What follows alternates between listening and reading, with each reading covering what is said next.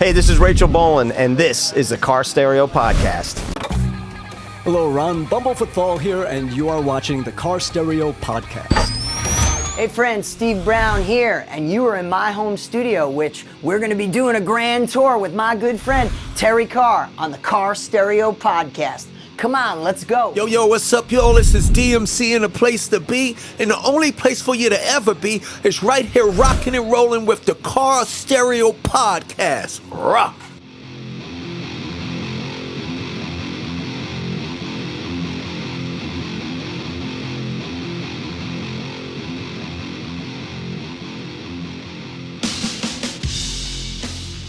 Stereo Podcast is on, and I always get super excited when I have legends on the cast with me. Oh my gosh, like my heart is like so full being the rock fan that I am to have the one and only Phil Collen and of course Paul Cook from the Pistols, and the guys are of course in the band Manraze. But wow, I'm like a little bit blown away. I'm sweating here in New Jersey. Oh, thank you. Good to make you sweat. That's great. No, that's great.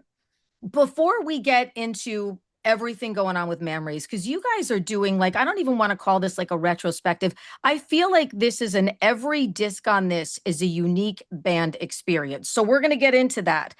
But I have a vision of you guys meeting as young guys. And if my vision is wrong, just bullshit me and just go along for the ride. So I'm picturing like Phil is in Girl and Paul is in the Pistols, and there are these kind of scrappy lads, and there's a pub involved and maybe a fight. And was it anything like that when you guys met, or no? We probably, no, it probably was. It probably was in a pub because we'd run into each other before we actually knew each other. So yeah, and that was a pretty apt description of some of them pubs. Scrawny teenage, whatever they are, loitering around and all of that stuff. Yeah, and like other band, like lots of bands. And on that note, and I forgot to tell you, Paul, I saw Slim Jim Phantom the other day. I saw him up I was doing a video and he was there with his wife, and I'm like, what's, and I hadn't seen him for years, but yeah, so that kind of thing, you'd bump into people you knew or you didn't know, and there was just a great scene in London, I think, and I think that's where we would have probably ran into each other in the first place. We crossed paths definitely along the way, but we kind of eyeing each other up with suspicion, like we did in London. the cynical English. Oh, that's good. That's good enough. Yep. He's in that bloody heavy metal band, and we're the punks, and we're not talking to them, you know what I mean? It was all a bit like that back in very the day, territorial. Yeah. I love that. That's how I pictured it. And rock and roll has to be a little bit of that, especially back in the day. That's sort of what gave everybody their grit and their anger and, a little bit of what they have. Yeah. They were struggling to find identity, and all of that, the different groups or whatever, or little subgroups, everyone joined them. They still do, you still have all these different kind of vibes of music and, goth this and something that, and before you know it, everyone's separated. So identity and authenticity. And you guys are the guys. And I think it's so incredible that, and it's weird because I'm going back to Manraze. I got with you guys on the second record. That's really when I discovered the band. And then I sort of went back and saw what you did. But I'm thinking it's over 20 years. Has it been crazy? Yeah, it's That's like 22 years, I think. Yeah. Wow. Yeah. Wow. We were really under the radar when we done this, Phil, it was Phil's idea, really. He wanted to do something outside of Leppard, and I think I'm right in saying that Phil and Simon, who got the original idea together, they just thought it'd be great if we could get Cookie on drums, and lo and behold, Phil bumped into me. Literally, he was driving his car, nearly knocked me over in West London, and said, "Hey, I've got this idea. It's true story. I've got this idea. Have a listen to this. Why don't have a listen and see if you're interested?" And that's how it happened, basically. Yeah. I love that. And Cookie loved the idea, and then Cookie's on board for this. Yeah, I'd listened to it. And I thought this is sounding interesting. Let's get together and see where we go with it. And it, like I said, it was really under the radar at the time. We Yeah. got two albums out, and nobody knew what was going on, and Yeah. not that interested, to be that honest. But it's good. It's getting a new lease of life at the Well, it's moment. interesting that you say that because you say it was very interesting, but people weren't really interested.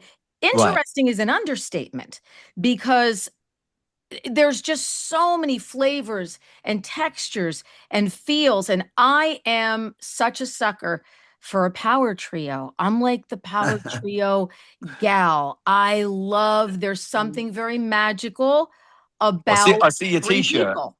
Yes, The guys, absolutely. right? Yes. Yeah. I have the Lemmy cutout. You know, I grew up on these great power trios when I was a kid, whether it was the Stray Cats or Rush or the Police or I loved when like bands Hendrix. were Yes. Hendrix Experience or Cream or Cream, Cream I even. love seeing bands scale down. If I could see Thin Lizzy with only 3 members, I was happier than Right. seeing them with Yeah. more than 3 members. I love a power trio. So you guys have a very unique feel with Manraze because there's a little bit of a sprinkling of something for everyone in this band. So how did all of these flavors sort of come to the top of the pot here? I think you just summed it up. I mean, it's a bit of all of those bands. And I think that the great thing is that you don't have to paint yourself into a corner. We don't have to sound like the Pistols or Leppard or anything, really. We could just like open it wide open. So it was really creative and it was really artistically refreshing and inspiring to be able to just do that. And being a three-piece, I'm honestly, it was magical the first time we played. We're like, well, it just had a sound. It just and you could go off on a tangent, and no one was saying, "Well, perhaps we shouldn't do that." It was none of that. It was like this all works. So I think that was it really to Because kick Leppard off. is so Leppard and the Pistols, so the Pistols. And of course, Simon, you guys were together in Girl. So it's so nice to be able to see, because at first I was like, oh, this is very punk. And then I was like, well, wait, no, I'm hearing like some ska. And then I'd be like, but there's still like a Leopard vibe in the vocals. And then you can still hear, Paul's influence. So it's just such a flavorful, for lack of a better phrase, listen for the ears. Yes, thank you. I agree. That's it. Always felt like that. And as Paul said, we were so under the radar, and it's like we've actually got more love in this past week or two than we have ever had in the 20 years. There's like so many people going, "Oh, this sounds great. How come we never heard it?" And it's like, well, there you go. There's so much cool shit on these five discs. It's pretty incredible. And I love the way that you did it, because you did like disc 1 is disc 1, disc 2 is punk funk roots rock. Then you did this whole instrumental thing, which is pretty amazing. Then there's acoustic. I didn't realize you guys played out as much to be able to have all of those performances. There's some really cool performances on here. And then the unreleased and unleashed, which has all these rarities and things that are just kind of like new to the table. So what made you guys decide to do 5 discs on this Lock, Stock and Barrel, the complete recordings? Well, there was so much stuff there. I mean, it's Phil walks around all day with a guitar strapped around his neck, you know what I mean? Even when he's making a cup of tea. So, and he's always writing stuff and coming up with ideas, and he wants, he can't sit still basically. And there was so much stuff there, and it just evolved from that really. When we were just like Phil said, being really creative, and once we got going, we just couldn't stop just writing and recording really, and we got the 2 albums out, and then like you said, there was loads of extra stuff there, and we done little shows here and there and soundtrack stuff, and it's all there on the disc, as you say. That's how there's so much stuff there really. It's like a Manraze 101.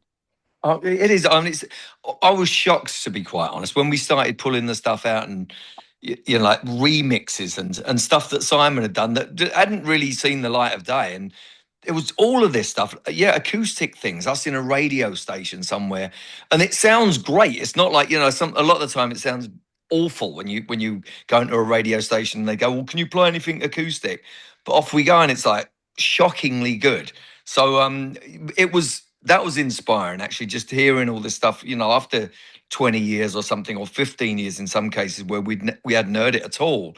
And it sounded brand new, and it still had this energy and inspiration attached to it. So it was really cool, and it is really cool, I gotta say. Yeah, I love the acoustic tracks. I was really surprised at, breaking everything down with you guys, how incredible they sounded. Everything kind of has a bit of a new life. So you must be so, jazzed up to get this out and feel just really good about it. Now, Phil, I know that you're probably days away as we're speaking from heading back out on the road with Leppard. It would be so nice though I'm near New York City. We need like a Manraze show in the city. I agree. Custom made for New York City. Like, can we do that? Like, how do we do this? We've obviously got to have some time, because Paul's going off with doing a Pistols tour as well. Right. So, but look, we've done it before. We would get these breaks in between. And I think it'd be really good to sit down and figure out a set list. And we got, like I said, we got so much stuff, and it would be great. And then, who knows? That would be really cool. New York would be great.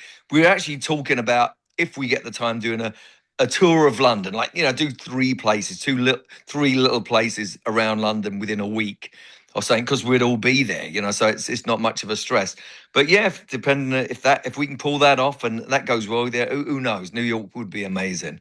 Yeah. Cookie, can you get on this? I'm thinking if anybody can make it happen, it's Cookie. He's got the clout. Oh yeah, well, it all depends on schedules, obviously. Yeah, like Phil said, he's out on the road again, and we are as well with the Pistols, featuring Frank Carter for this rest of this year. So cool, such a cool tour. If we get a bit of feedback and a bit of love of what's going on at the moment with Manraze, it'll be worth doing it, and it'd be nice to do it, because I don't think we got the kudos, I think is the right word, when we originally released the first 2 albums. We put a lot of work into it, and if, like I say, if we get a bit of feedback, who knows? Strange things happen in this crazy rock and roll world, don't they? Definitely. I think we have a different appreciation for things now as well. I think that, those of us that are still rocking, there's a different appreciation. And I think that having you guys out on the road now might be different than it was 20 years ago or 15 years ago or 11 years ago when you guys were releasing music. I agree. I mean, the Police is a great example. They famously kind of fell out and disappeared and all that stuff. And they got together and done a tour in 2008. And I saw them. I saw them back in the day, and then I saw them. And it was amazing how different it was. I mean, it was a lot more slick, obviously. I mean, I kind of preferred it back in the day, but having said that, it was just great to hear it kind of elevated like that, and I think that we'd have a version of that, we'd still have the energy, and we'd have a bit more of an idea of what we're doing, like more of a confidence just going into it because of hindsight, basically, I agree. Yeah, we was a bit. I mean, we wasn't sure where we were going with this to start off Right. with. We didn't know which direction we were going in. That's why it's so kind of eclectic, if you like. And now I think if we did it again, it'd be a kind of different. We did do a few gigs back in when these albums first come out, but I don't think we was really sure of what we were doing or where we were going. No. But I think it would be a lot more confident now, and it'd be a total different animal, right, Phil? 100%. I mean, we didn't even know what to call it. No, I still don't know what to call it, but it is eclectic. It's got a thing. It's diverse. It's culturally and musically genre diverse, but it still rocks. Like that's the big thing. Rocks. It still rocks your head off when you listen to it. I agree. And I hear the Pistols, and I hear Def Leppard. I mean, I'm always going to hear those sounds because that's your guitar tone, that's your vocals, that's your harmony. So I still hear all of those things that are familiar to me, yet there's a freshness about you guys working together. And I think you guys are pals. You guys like to hang together. You guys like to make music together. You can't fake that kind of authenticity. You cannot fake. And I think that comes out. Also, I want to talk about, because you guys have like a single from this record, I love the guitar feel. on I Surrender. Oh my God, you can get lost in that. That's a float above the kind of a float above the song, kind of feel. Talk to me a little bit about that song.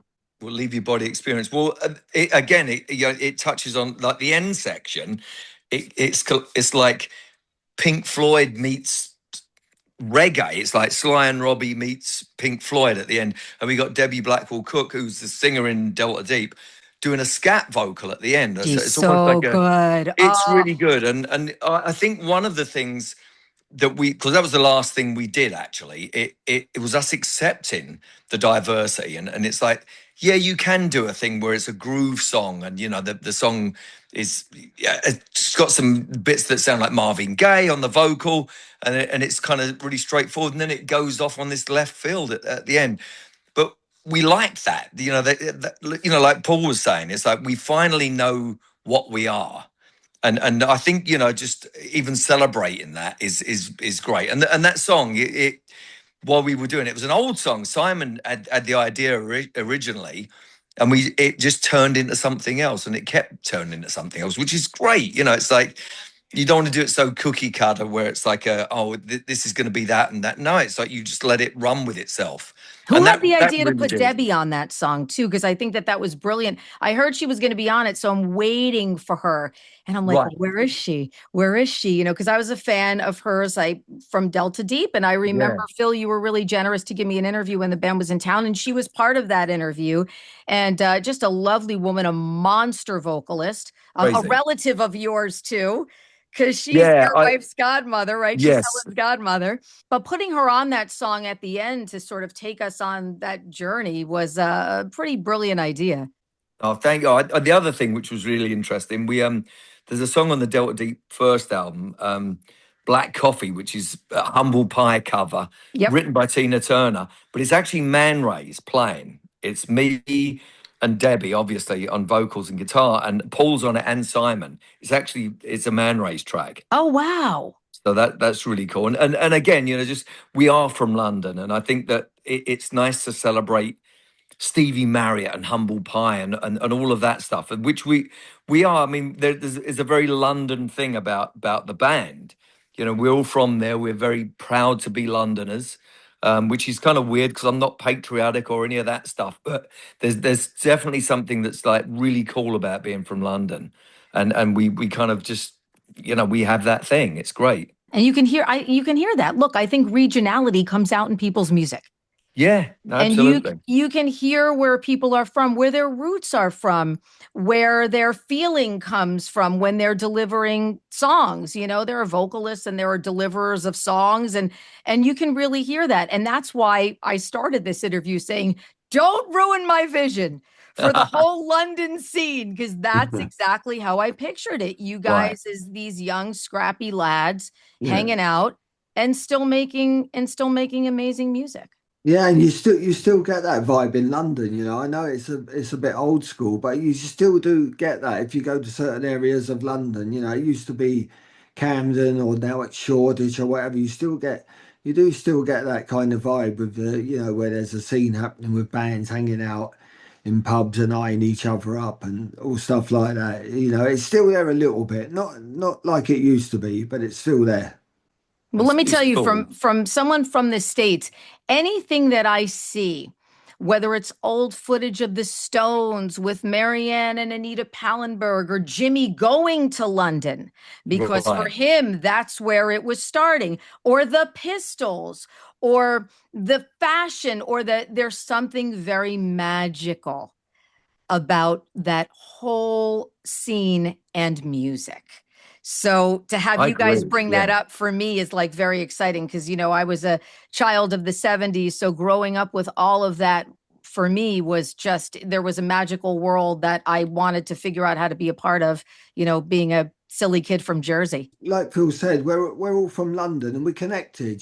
Phil, we're real Londoners, me, Simon and Phil's from, we're not from the suburbs. We're real proper Londoners, and we really connected socially as well as musically. And one of the Yes. great things as well, there was no restrictions with Manraze, what we were doing. We could have gone anywhere we wanted with it. We didn't want to do a punk, we didn't want to do a Leppard rock album, or we just went wherever we felt like with it. It was great. It was really free. And that has to feel so good for you guys now, all these years later, still being working musicians that are inspired by music and getting to play music with your friends. Like, how effing cool is that? Do you wake up some days and do you say, holy crap, I feel pretty lucky?